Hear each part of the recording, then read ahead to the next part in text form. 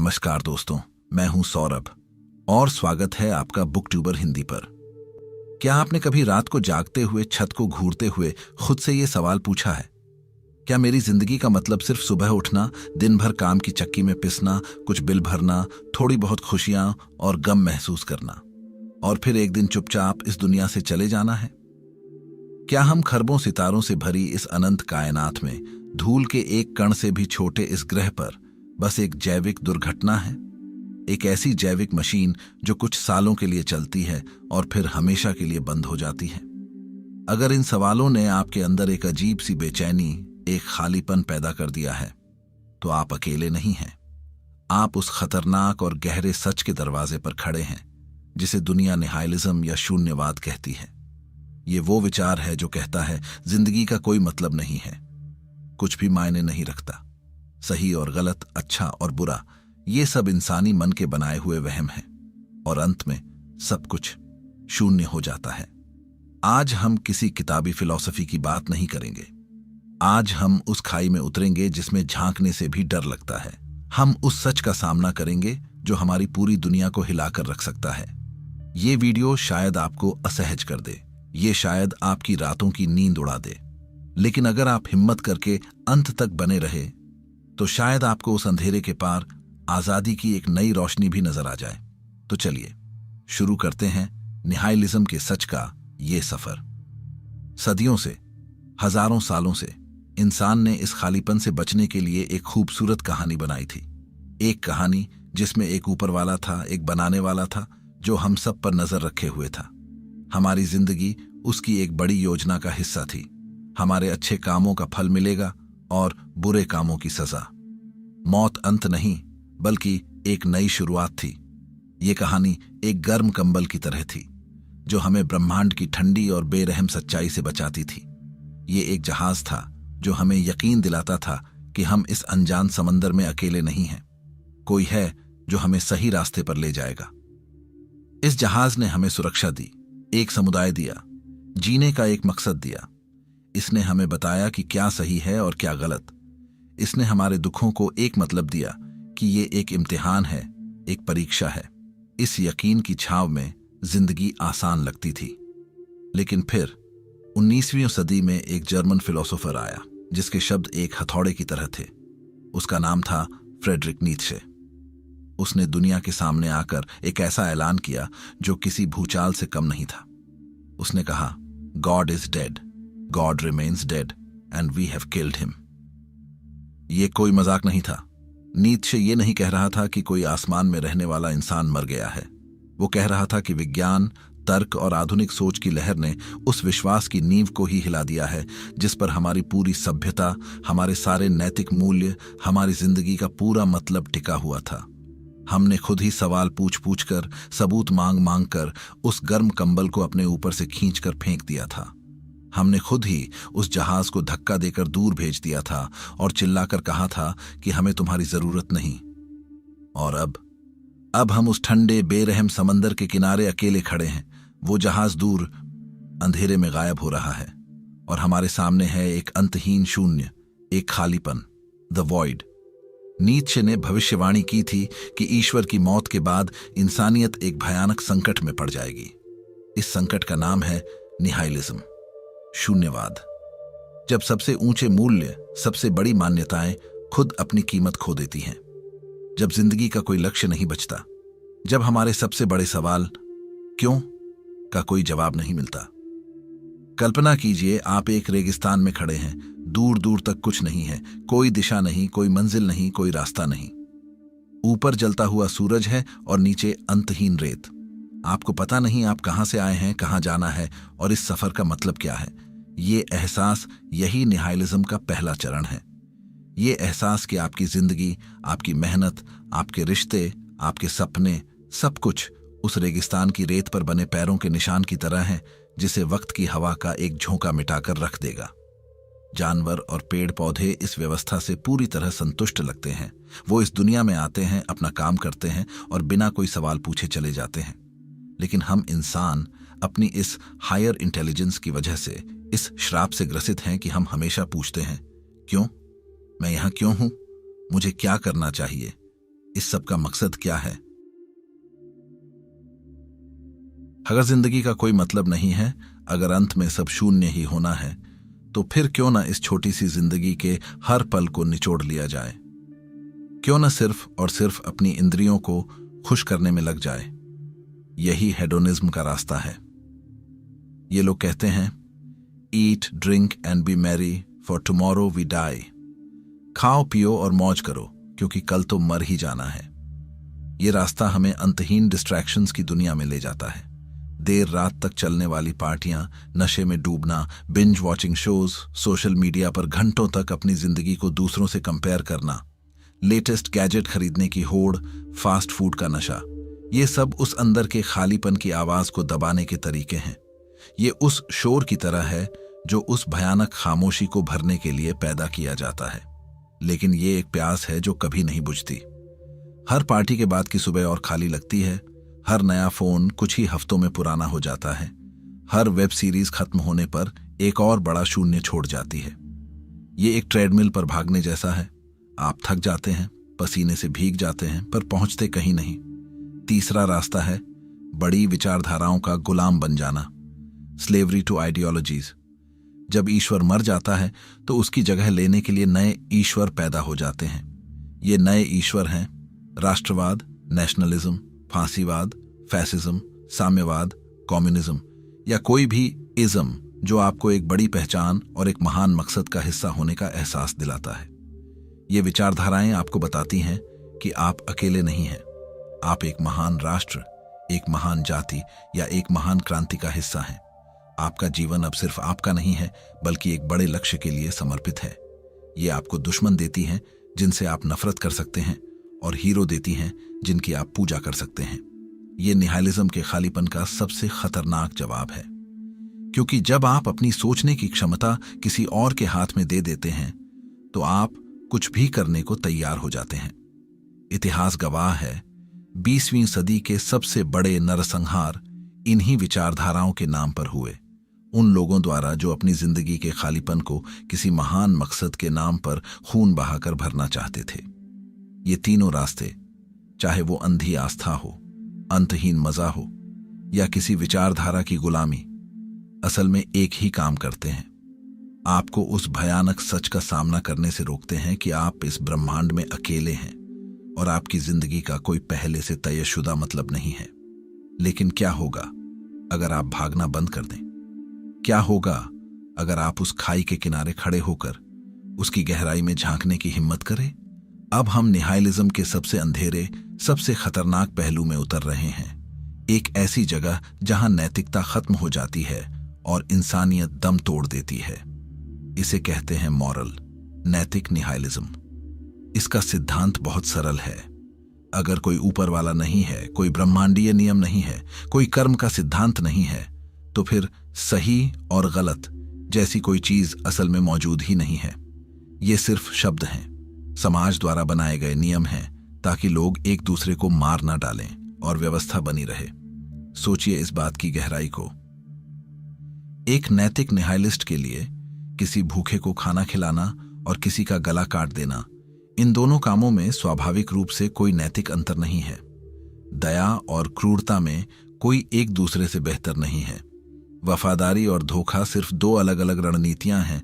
माफी और बदला में कोई एक स्वाभाविक रूप से अच्छा नहीं है। ये सब सिर्फ इंसानी राय है, कोई सार्वभौमिक सत्य नहीं। ये वो सोच है जो इतिहास के सबसे क्रूर तानाशाहों, सीरियल किलर्स और अपराधियों को जन्म देती है। अगर कोई स्वर्ग नहीं है जिसके लिए अच्छे काम करने हैं और कोई नर्क नहीं है जिससे डरना है, तो फिर मुझे अच्छा क्यों बनना चाहिए? अगर मैं किसी का हक मारकर, किसी को धोखा देकर आगे बढ़ सकता हूं और मुझे पकड़ा नहीं जाता, तो मुझे ऐसा क्यों नहीं करना चाहिए? महान रूसी लेखक फ्योदोर दोस्तोव्स्की ने अपने उपन्यास द ब्रदर्स कारामाजोव में एक किरदार से कहलवाया था, if God does not exist, everything is permitted. अगर ईश्वर मौजूद नहीं है तो सब कुछ जायज है, सब कुछ जायज है। ये तीन शब्द इंसानियत को तबाह करने की ताकत रखते हैं। पॉप कल्चर में इसका सबसे बेहतरीन उदाहरण है द डार्क नाइट का द जोकर।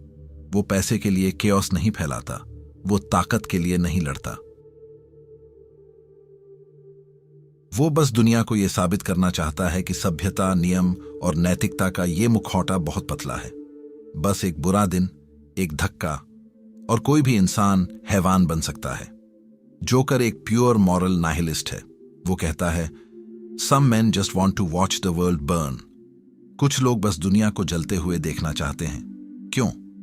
क्योंकि जलने और न जलने में कोई फर्क ही नहीं है। सब एक मजाक है। फिल्म फाइट क्लब का टाइलर डर्डन भी इसी निहाइलिज्म से पैदा होता है। वो कंज्यूमरिज्म, कॉर्पोरेट जॉब्स और आधुनिक जिंदगी की निरर्थकता के खिलाफ एक हिंसक विद्रोह शुरू करता है। उसका मकसद है सब कुछ तोड़ देना, सब कुछ शून्य पर ले आना, ताकि कुछ नया बनाया जा सके। लेकिन खतरा सिर्फ बड़े विलेंस या ऐतिहासिक घटनाओं में नहीं है, ये खतरा हमारे अंदर भी है। जब कोई युवा डिप्रेशन में जाकर कहता है, व्हाट्स द पॉइंट, कुछ भी करने का क्या फायदा, वो एग्जिस्टेंशियल नाहिलिज्म की गिरफ्त में है। उसे लगता है कि उसकी जिंदगी की कोई कीमत नहीं, उसके होने या न होने से किसी को कोई फर्क नहीं पड़ता। ये निराशा, ये उदासी, ये उम्मीद का मर जाना, ये भी निहाइलिज्म का ही एक रूप है। ये वो पैसिव निहाइलिज्म है जो आपको लड़ने से पहले ही हरा देता है। एक तरफ एक्टिव निहाइलिस्ट है जो कहता है, अगर कुछ मायने नहीं रखता तो मैं सब कुछ तबाह कर दूंगा।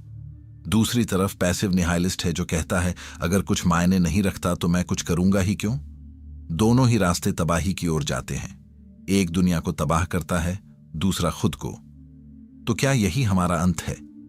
क्या हम या तो किसी झूठे यकीन में जिंदगी गुजारने के लिए मजबूर हैं, या फिर इस निराशा और तबाही के अंधेरे में डूब जाने के लिए? क्या कोई तीसरा रास्ता नहीं है? नीत्शे, जिसने इस संकट की भविष्यवाणी की थी, उसका मानना था कि एक रास्ता है, एक बहुत मुश्किल, बहुत अकेला, लेकिन एक शानदार रास्ता। यहां कहानी एक नाटकीय मोड़ लेती है। जहां ज्यादातर लोग निहाइलिज्म को एक अंत, एक फुल स्टॉप मानते हैं, वहीं नीत्शे और कुछ अन्य फिलोसोफर्स के लिए ये एक शुरुआत थी, एक ग्रेजुएशन। नीत्शे ने कहा था, इसका मतलब है निहाइलिज्म का आना क्यों जरूरी हो गया है, क्योंकि जिन मूल्यों के सहारे हम अब तक जीते आए हैं, उनका अंतिम परिणाम यही होना था। हमें निहाइलिज्म का अनुभव करना ही होगा ताकि हम जान सकें कि उन पुराने मूल्यों की असल में कीमत क्या थी। नीत्शे के लिए निहाइलिज्म एक बीमारी नहीं, बल्कि एक ट्रांजिशनल फेज है। ये उस प्रक्रिया का हिस्सा है जहां इंसान अपनी पुरानी, उधार ली हुई, दूसरों की दी हुई बैसाखियों को फेंककर अपने पैरों पर खड़ा होना सीखता है। कल्पना कीजिए कि आपको बचपन से एक नक्शा दिया गया है और बताया गया है कि यही जिंदगी का एकमात्र सही रास्ता है। आप सालों तक उस नक्शे पर चलते हैं। फिर एक दिन आपको पता चलता है कि वो नक्शा झूठा है। वो जगह, वो मंजिल जिसका वादा किया गया था, वो कहीं है ही नहीं। ज्यादातर लोग वहीं बैठकर रोने लगेंगे। वो कहेंगे, सब बर्बाद हो गया। लेकिन एक इंसान होगा जो उस नक्शे को फाड़कर फेंक देगा, चारों तरफ देखेगा और कहेगा, अच्छा है, अब मैं अपना रास्ता, अपनी मंजिल खुद बनाऊंगा। ये इंसान नीत्शे की भाषा में उबेरमेंश, सुपर ह्यूमन बनने की राह पर है। उबेरमेंश कोई सुपर हीरो नहीं है जिसके पास अलौकिक शक्तियां हैं। उबेरमेंश वो इंसान है जो ये समझ चुका है कि जिंदगी का कोई पहले से तयशुदा मतलब नहीं है, और इस बात से दुखी होने के बजाय वो इसे एक मौके की तरह देखता है। वो समझता है कि अगर जिंदगी एक खाली कैनवास है तो ये रोने की नहीं, बल्कि अपनी मास्टरपीस बनाने की बात है। वो दूसरों के बनाए सही और गलत के नियमों से नहीं चलता। वो अपने मूल्य खुद बनाता है। वो भीड़ का हिस्सा बनकर नहीं जीता। वो अपनी जिंदगी को एक कला की तरह, एक मास्टरपीस की तरह गढ़ता है। वो अपने दुखों और अपनी मुश्किलों को कोसता नहीं, बल्कि उन्हें अपनी ताकत बनाता है।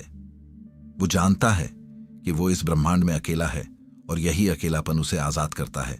वो अब किसी का गुलाम नहीं है, न किसी गॉड का, न किसी विचारधारा का, न समाज का। निहाइलिज्म कहता है, कुछ भी मायने नहीं रखता। उबेरमेंश जवाब देता है, तो मैं तय करूंगा कि क्या मायने रखेगा। ये एक बहुत बड़ी जिम्मेदारी है। भीड़ के साथ चलना आसान है, अपना रास्ता बनाना मुश्किल। लेकिन यही इंसान होने की सबसे बड़ी चुनौती और सबसे बड़ा सम्मान है। एक और फिलोसोफर, अल्बर्ट कामू, ने इस समस्या को एक अलग नजरिए से देखा। कामू ने कहा कि इंसान की जिंदगी में एक मूलभूत विरोधाभास, फंडामेंटल कॉन्फ्लिक्ट है। उन्होंने इसे द अब्सर्ड कहा। द अब्सर्ड क्या है? ये दो चीजों के बीच की लड़ाई है। इंसान की गहरी, कभी न खत्म होने वाली इच्छा कि जिंदगी का कोई मतलब हो, कोई मकसद हो। ब्रह्मांड की ठंडी, खामोश और उदासीन सच्चाई कि उसका कोई मतलब नहीं है। हम मतलब के लिए चीखते हैं और ब्रह्मांड खामोश रहता है। ये टकराव ही द अब्सर्ड है। कामू ने कहा कि इस अब्सर्ड से बचने के 3 रास्ते हैं। पहला, खुद को नुकसान पहुंचाना, खेल ही खत्म कर देना। कामू ने इसे कायरता कहा। दूसरा, फिलोसॉफिकल, यानी किसी झूठे विश्वास या धर्म में अंधी आस्था कर लेना। कामू ने इसे खुद को धोखा देना कहा।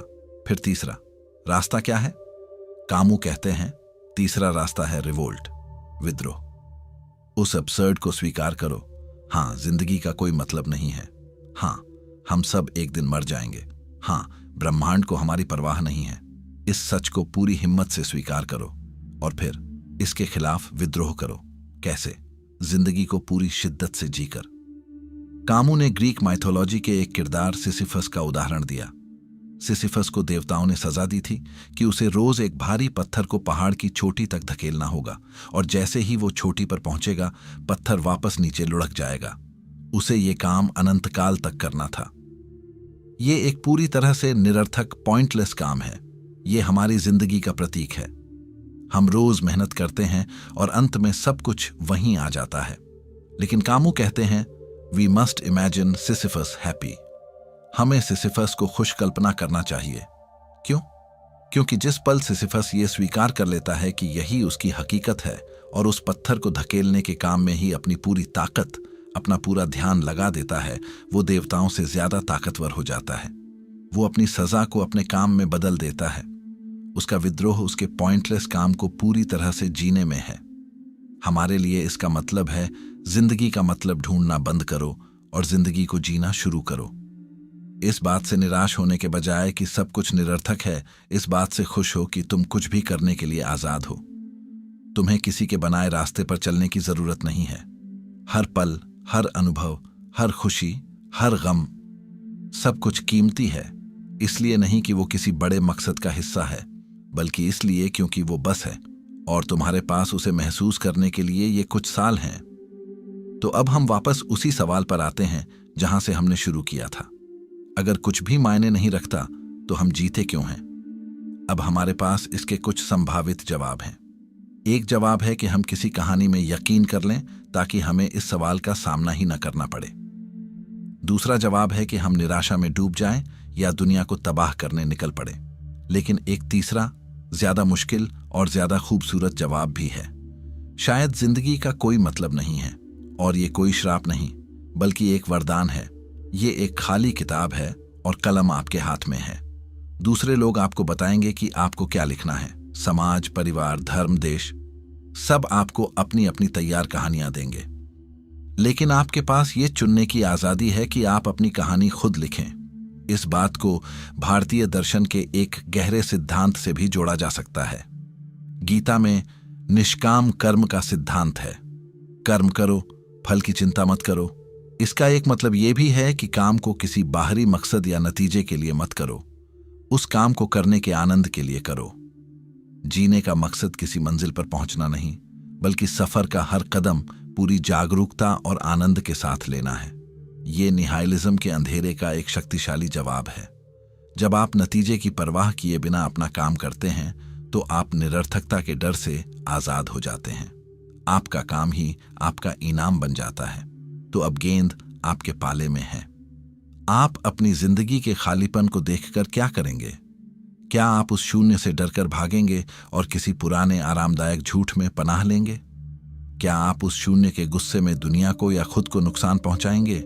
या फिर आप उस शून्य को एक कैनवास की तरह देखेंगे, एक ऐसा कैनवास जिस पर कोई पहले से कुछ बनाकर नहीं गया है, और अब आपके पास ये मौका है कि आप उस पर अपने रंगों से, अपनी कल्पना से, अपने सपनों से वो तस्वीर बनाएं जो आप हमेशा से बनाना चाहते थे। ये रास्ता आसान नहीं है। इस रास्ते पर कोई गाइड बुक नहीं मिलती। आपको अपने फैसले खुद लेने होंगे, अपनी गलतियों से खुद सीखना होगा और अपनी जीत का जश्न भी अकेले ही मनाना होगा। ये आजादी डराती है, लेकिन यही सच्ची आजादी है। नीत्शे ने कहा था, He who has a why to live for can bear almost any how. जिस इंसान के पास जीने के लिए एक क्यों होता है, वो लगभग हर कैसे को सह सकता है। निहाइलिज्म ने हमसे हमारा पुराना क्यों छीन लिया। उसने हमें बताया कि ब्रह्मांड ने हमें कोई क्यों नहीं दिया है, लेकिन उसने हमें यह मौका दिया है कि हम अपना क्यों खुद बनाएं, अपना मकसद खुद चुनें, अपनी जिंदगी को एक मतलब दें, चाहे वो मतलब सिर्फ हमारे लिए ही क्यों ना हो। तो अगली बार जब आप रात को जागते हुए छत को देखें और वो खालीपन आपको घेरने की कोशिश करे, तो उससे डरिएगा मत। उसकी आंखों में आंखें डालकर कहिएगा, हाँ तुम हो, मैं जानता हूं, लेकिन अब इस कहानी का लेखक मैं हूं। शायद जिंदगी का कोई पहले से तयशुदा मतलब नहीं है, और शायद यही इसकी सबसे खूबसूरत और आजाद करने वाली बात है, क्योंकि अब आप आजाद हैं अपना मतलब खुद गढ़ने के लिए। देखने के लिए शुक्रिया। अगर इस वीडियो ने आपको सोचने पर मजबूर किया तो इसे लाइक करें और अपने उन दोस्तों के साथ शेयर करें जो जिंदगी के बड़े सवालों में उलझे रहते हैं, और कमेंट्स में जरूर बताएं कि आपके लिए जिंदगी का क्या मतलब है। बुक ट्यूबर हिंदी को सब्सक्राइब करना न भूलें, क्योंकि हम ऐसे ही गहरे सवालों के जवाब ढूंढते रहेंगे। मिलते हैं अगले वीडियो में। बहुत बहुत धन्यवाद।